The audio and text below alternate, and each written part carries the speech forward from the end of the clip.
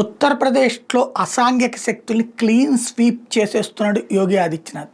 వెంటాడి వేటాడి తాట తీయడం, కాళ్ళు ఇరిగినోళ్ళు, చేతులు ఇరిగినోళ్ళు, నడవలేనోళ్ళు, పడుకోలేనోళ్ళు, ఇట్లాంటి ఇవన్నీ కూడా సమాజాన్ని నాశనం చేసే కుట్రలు చేసే దరిద్రులనే ఇదంతా చేసుకొస్తుంది. ఏ ఒక్కళ్ళు సామాన్యులు కాదు, రాక్షసులు. సుదీర్ఘకాలంగా అక్కడ ఉన్నటువంటి ప్రజల జీవితాలతో చెలగాటమాడినటువంటి మూర్ఖులు, అరాచకవాదుల సంగతే ఈయన తెలుస్తున్నటువంటి. ఇప్పుడు తాజాగా చూస్తే ఒక కీలకమైనటువంటి అంశం, ఉత్తరప్రదేశ్లో ఏదైతే ముక్తార్ గ్యాంగ్కి సంబంధించినటువంటి కీలకమైనటువంటి రాక్షసుడు, షార్ప్ షూటర్ అంటారు, పఠాన్, వాడు ఎంతమందిని చంపాడో లెక్కలేదన్నమాట. ఈ సుపారీ తీసుకుని కిల్లింగ్స్లో కూడా ఎక్స్పర్ట్. వాడిని ఇప్పుడు పోలీసులు ఎన్కౌంటర్ చేసి లేపేశారు. కనీసం వాడు ఒక 50-60 మందిని చంపుతాడు. అదే అంటారు కదా, తుపాకీతో పుట్టినోడు, తుపాకీతో తిరిగినోడు చివరికి తుపాకీకే బలవుతాడని. అట్లాగా పోలీసుల దెబ్బకి ఎగిరిపోయాడు అనమాట.